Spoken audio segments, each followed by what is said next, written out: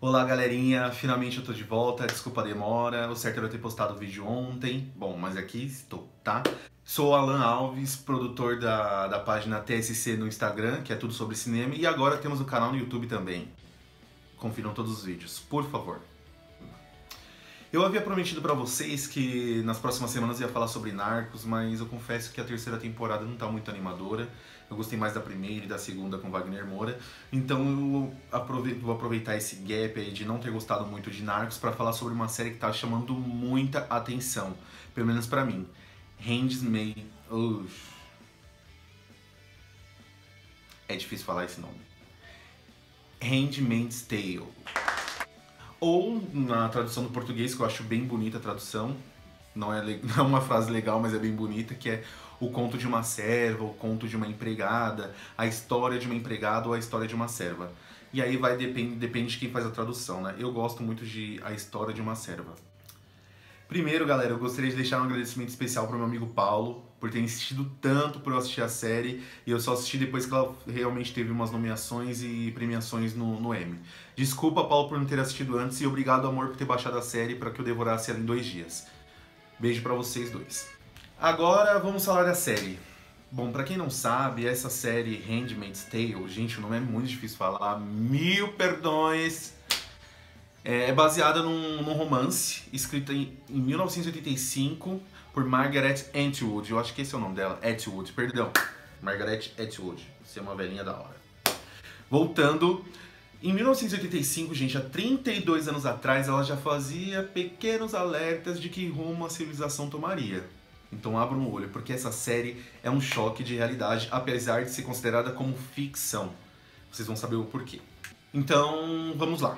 A série, ela conta a trajetória de June, tá? A June era uma garota normal americana, tinha o seu marido, tinha sua filha, e por conta das mudanças no país dela, por conta de mudanças na legislação, ela acabou perdendo seus direitos como mulher e como ser humano. Ela passou a ser uma serva, passou a ser uma escrava.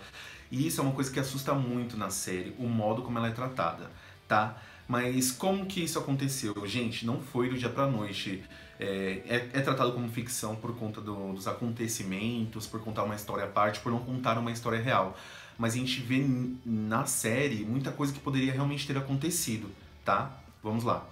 Vale lembrar que a série, ela se passa nos tempos atuais. Ela não tá falando de 2022, 2020, 2035, não. Tá falando basicamente aqui de 2015, 2016, 2017, uma coisa bem atual, tá? Eles não dão referências como, por exemplo, presidentes atuais, Trump, Barack Obama, eles não falam nada disso, mas dá pra ver pelas músicas, pela tecnologia, por todo o contexto que ela é uma série bem atual, tá? Então, basicamente foi assim, um grupo de homens, né?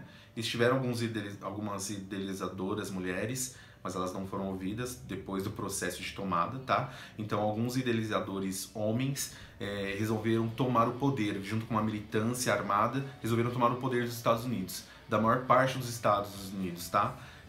Sem dar muito spoilers, basicamente só 2 estados aí estão livres dessa seita, né? Do que nada mais é do que um grupo religioso muito bem planejado. Lembrando, gente, que não foi do dia pra noite, tá? Essa seita, os ataques que eles fizeram, que foram muito bem coordenados, em pontos estratégicos, em momentos estratégicos, não fizeram uma revolução do dia pra noite. Então, eles não foram fazendo todas as mulheres assim, as mulheres no geral de servas, né? As mulheres que não eram esposas dos homens importantes. Eles primeiro tiraram os direitos das mulheres trabalharem, tiraram os direitos das mulheres de fazerem algumas coisas, confiscaram suas contas bancárias. E aí quando se viu já era tarde demais para fazer qualquer coisa, para se mexer. Por isso que é um alerta muito perigoso. E depois de constituírem essas leis, depois de forçarem as pessoas a aceitarem essas leis, eles formaram basicamente um estado maior, que seria Gilead. Gilead, depende de como você fala, eu particularmente meu inglês péssimo, tá? Mas então, e aí nesse estado é lei marcial, você não pode se opor, é basicamente uma ditadura, sim, é uma ditadura e pesada, então você não pode se opor. Líderes, por que eu falo que foi uma seita religiosa? porque todo mundo que tinha uma religião contra a eles foi extremamente perseguido, foram mortos. Então você via médicos sendo mortos, pessoas que conduziam estudos para o bem, para a evolução da humanidade eram mortos, padres eram mortos. Então eu creio que também o que se passa é a tomada de poder por seitas religiosas protestantes, que aqui no Brasil a gente entende como os evangélicos. Tá? Não estou querendo fazer uma afronta aos evangélicos no geral, mas o que dá a entender é que basicamente foram os evangélicos ali dos Estados Unidos que tomaram o poder e criaram esse estado maior aí de supremacia, de puro terror, na verdade, né? E, gente, dá muito medo, porque tudo que passa na série é muito real, dá a impressão de que vai acontecer mesmo. Não falo necessariamente sobre a questão das mulheres, mas assim, como mostra na série que tudo aconteceu aos poucos, foi uma lei, aí ninguém se levantou muito contra, aí surgiu outra lei, aí ninguém se levantou muito. Quando surgiu uma lei maior, aí quando as pessoas começaram a se mexer, já era tarde demais, eles já tinham tomado poder. E é o que a gente vê aqui no nosso país também, quando a gente faz comparação, por exemplo, às leis trabalhistas, ao caso, por exemplo, de a homossexualidade poder ser tratada como uma doença, como uma alteração psicológica. Então são coisas que, assim, as pessoas estão se mexendo, mas será que estão se mexendo o suficiente? Porque eu tenho medo de que, assim como aconteceu na série, depois fique um pouco tarde demais. Então vale se observar muito na série. São apenas 10 episódios 50 minutos. Só tem uma temporada até agora, mas assim, gente, vale muito a pena. Devorem, devorem, tá? Agora eu vou falar um pouco mais sobre os aspectos da série.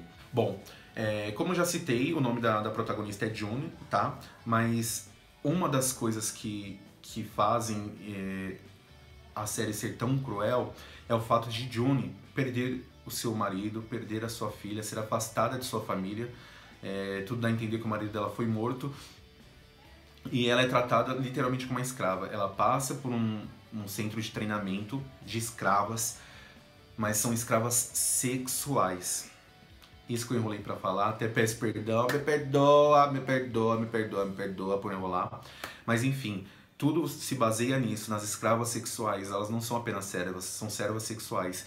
As mulheres que são raptadas é porque tem um certo indício de fertilidade, elas têm um pequeno traço de fertilidade na vida delas. Algumas, nem todas, tá? Mas basicamente é isso. A taxa de mortalidade infantil é muito alta, na verdade, assim, ninguém mais está conseguindo ter filho. E uma das medidas radicais foi para que eles pudessem popular melhor o mundo, que o mundo estava cheio de desgraça, estava cheio de pecado, e por isso Deus não permitiu mais que crianças viessem ao mundo. Então, uma das formas de eles implementarem esse estado maior tinham essa justificativa de que vamos trazer as crianças de novo, vamos purificar a terra de tudo que há ruim. E nisso eles colocam homossexualidade, o casamento com sexo, eles colocam muitas coisas, gente, que não fazem o menor sentido. Mas que tem muita gente que pensa assim e nós sabemos, né? Um salve aí para uns vereadores e deputados que pensam assim. Tá, e aí como que funciona? Elas ficam elas são recebidas na casa desses comandantes, desses generais. Só as pessoas mais importantes desse estado maior têm o privilégio de ter uma aia, que é assim que elas são chamadas, né? E na série, tecnicamente, elas são handmaids, né? Mas trazendo para tradução, chamam de aia. Na hora que vocês forem assistir a série legendada, assim, eu espero, vocês vão ver que elas são chamadas de aia. E todo o contexto é assim, uma vez por mês, na época de fertilidade delas, elas são trazidas para uma cerimônia e ficam lá. A esposa do general, desse comandante, a aia, e aí chega o marido e, bom, tenta fazer a procriação e fica esperando que essa aia vai gerar uma criança. E assim, é uma coisa muito surreal. Vocês vão ver depois como que é o nascimento de uma criança, como a mãe perde o direito a essa criança. É tudo uma coisa muito brutal. E todo mundo, por mais que eles tenham essa ideia, essa utopia de que tudo seria melhor, tal, as pessoas vivem com medo. Não digo só as servas, as pessoas da comunidade no geral vivem com muito medo, tá? Eles têm alguns responsáveis, que seria basicamente a polícia, mas lá eles chamam de olhos ou eyes, tal, que são as pessoas que ficam vigilantes a tudo de errado que possa acontecer, que evitam as fugas das aias, de outros escravos, porque existe um subescravo também, que são as martas, são as zeladoras, são as pessoas que cuidam da casa, as governantas, né? Enfim, e tudo isso para manter essa rigorosidade. Os olhos estão lá somente para garantir que a ordem seja cumprida. É uma censura exagerada, é basicamente um militarismo. E tem gente que ainda fala bem do militarismo. Tá, aí você me pergunta, gente, mas está acontecendo tudo isso e ninguém faz nada? Gente, tem gente lutando contra, mas a gente sabe da potência que são os Estados Unidos. E esses caras, eles não entraram simplesmente já com as armas, metendo bala. Não, eles foram no Congresso, eles foram nas leis, eles tinham uma certa influência já no Congresso e tudo corroborou para que eles se tornassem fortes, né? E a gente sabe que é difícil qualquer país, tirando a Rússia, de repente, bater de frente com os Estados Unidos, né? Quando a gente fala de poder militar. Então, sim, existem resistências, existem pessoas interessadas em tirar as suas mulheres daquelas condições, mas é difícil alguma coisa ser feita. Os caras se protegeram muito bem, eles montaram uma estrutura muito bem organizada, tá? E é nessa parte que me preocupa. Porque assim, eu vejo bastante lei sendo aprovada, bastante leis com retrocesso, né, para nossa civilização, porque tem muita mente religiosa por trás. A gente sabe que a gente não pode misturar política com religião.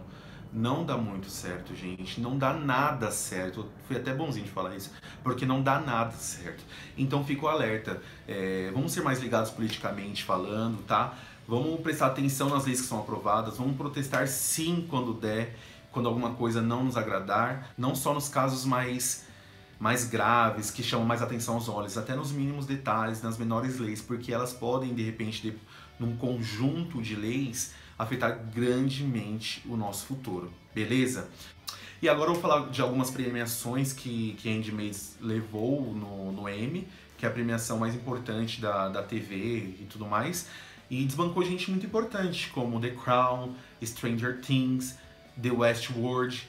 Desbancou umas séries bem poderosas que estavam se consolidando. Só não falo assim que desbancou Game of Thrones, porque Game of Thrones não pôde competir nesse Emmy. A data de lançamento foi um pouco depois da data de corte, tá, das avaliações, então não competiu com Game of Thrones. Mas pra quem assistiu essa temporada, a gente sabe que em roteiro e drama, Game of Thrones deixou muito a desejar, foi muito fanservice. Beleza? Então, galerinha, falando da premiação, a série ela levou 2 troféus muito concorridos, tá? O primeiro foi de melhor série dramática, desbancando séries favoritíssimas como House of Cards, Westworld, The Crown, Stranger Things. Como vocês podem perceber pelos nomes, Netflix compareceu em peso, mas mesmo assim, Handmaid's Tale dominou e levou o troféu para casa. Também teve a grande surpresa, eu acho que esse realmente ninguém esperava, que foi de melhor atriz em série dramática para Elizabeth Moss, ela que faz a June, como eu falei no vídeo. Outra coisa que eu até esqueci de mencionar no vídeo é que essas garotas, quando elas são mandadas para a residência dos comandantes, como aias, né, como escravas sexuais, elas perdem os seus nomes. E então, o que acontece? Por exemplo, ela ganha o nome, junto de um pronome, ela ganha o nome do dono da casa. Por exemplo, se o dono da casa for Fred, ela ganha o pronome de mais o Fred, então fica Offred. Se ela for para casa de um Walter, sim, era Off Walter. E nesse caso, a June ganha de Offred, ela é conhecida na série por Offred, tá? E esse prêmio foi uma surpresa porque ela bancou pessoas que estavam super fortes para ganhar o prêmio, como a Claire Foy, que é a Rainha Elizabeth de The Crown, Viola Davis, a diva, a rainha em How to Get Away with Murder, e Robin Wright, que é a Claire de House of Cards, tá? Então essa realmente foi uma grande surpresa. Agora, um troféu que foi merecidíssimo, não tiro o mérito dos outros, longe disso, mas esse realmente foi surpreendente, foi de melhor atriz coadjuvante para Anne Down, que é a tia Lídia. Ela é a, como posso dizer, a líder, a representante do local onde as aias são preparadas para serem enviadas para os lares dos comandantes.